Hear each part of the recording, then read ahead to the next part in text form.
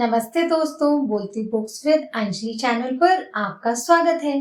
इस वीडियो में पढ़ेंगे बाल महाभारत कथा भाग 26 राजदूत संजय का सारांश। राजदूत संजय।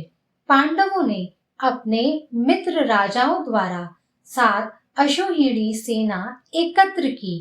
उधर कौरवों ने भी अपने मित्रों द्वारा 11 अश्वहीणी सेना एकत्र की।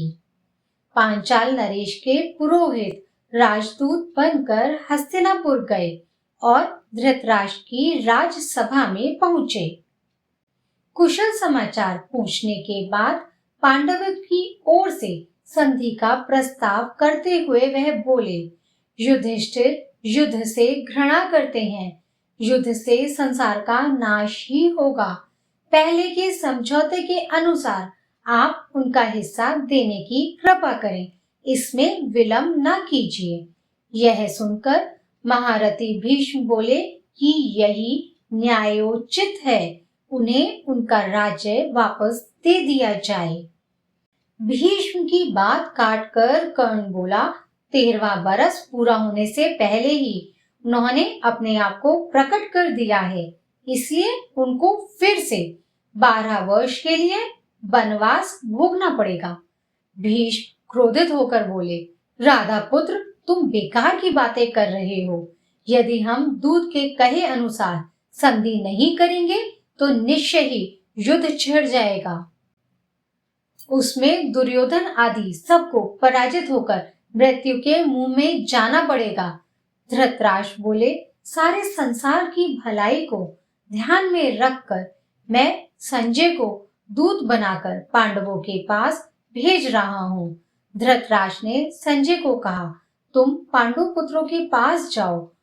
वहां श्री कृष्ण, सात्यकी, विराट आदि राजाओं से भी कहना कि मैंने सब प्रेम उन सब की कुशल पूछी है। मैं युद्ध नहीं चाहता। संजय उपलव्य पहुंचे। युधिष्ठिर की सभा में सबको प्रणाम करके बोले, धृतराष्ट्र ने आपकी कुशल पूछी है और कहा है कि वह युद्ध नहीं चाहते, वह तो आपकी मित्रता चाहते हैं। संजय की बात सुनकर राजा युधिष्ठिर बड़े प्रसन्न हुए और बोले, मैं तो संधि ही चाहता हूँ। हमें अपना राज्य वापस मिल जाए तो हम सारे कष्ट भूल जाएंगे। संजय ने कहा, युधिष्ठिर, धृतराष्ट्र के पुत्र ना तो अपने पिता और ना ही भीष्म की बात सुनते हैं। आप न्याय पर स्थिर हैं। आप युद्ध की चाह न करें। संजय की ये बातें सुनकर युधिष्ठिर ने श्री कृष्ण से सलाह ली। श्री कृष्ण बोले, मैं स्वयं हस्तिनापुर जाऊंगा। अगर कौरवों से संधि हो सकती हो तो की जाए। युधिष्ठिर फिर बोले, संजय, महाराज को मेरा संदेश देना, हमें 5 गांव ही दे दे। हम 5 भाई इसी में संतोष कर लेंगे और संधि करने को तैयार होंगे। युधिष्ठिर का यह संदेश लेकर संजय पांडवों तथा श्री कृष्ण से विदा होकर हस्तिनापुर को रवाना हो गए। राजसभा में आकर संजय ने युधिष्ठिर की सभा का सारा हाल कह सुनाया। भीष्म ने दुर्योधन को दोबारा समझाया। वह बोले, कर्ण बार बार कह रहा है कि खत्म कर डालूंगा। विराटनगर पर आक्रमण करते समय जब अर्जुन ने हमें हराया था तब कर्ण वहीं तो था। गंधर्व जब दुर्योधन को कैद करके ले गए थे तब कर्ण कहाँ छिप गया था। तुम्हारा पुत्र उसी के कहे में चल रहा है, अपने ही नाश का आयोजन कर रहा है। धृतराष्ट्र ने फिर दुर्योधन को समझाया कि भीष्म पितामह की बात मानकर संधि कर ले। दुर्योधन ने पांडवों के 5 गांव मांगने को उनका डर जाना।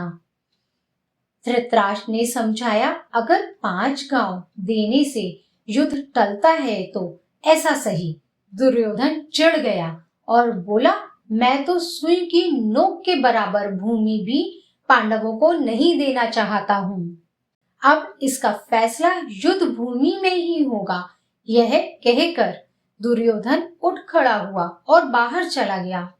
इधर संजय के उपलब्ध से जाने के बाद युधिष्ठिर श्री कृष्ण से बोले, वासुदेव, संजय की बात से महाराज के मन की बात मालूम हो गई है। मैंने तो कह दिया है कि मैं तो केवल 5 गांव में ही संतोष कर लूंगा, किंतु ऐसा लगता है कि वे दुष्ट इतना भी देने को तैयार नहीं होंगे। आप ही सलाह दें। श्री कृष्ण ने कहा, युधिष्ठिर, मैं भी एक बार स्वयं हस्तिनापुर जाना चाहता हूँ। युधिष्ठिर को दुर्योधन पर विश्वास नहीं था। उन्हें डर था कि वह श्री कृष्ण को हानि पहुंचा सकते हैं।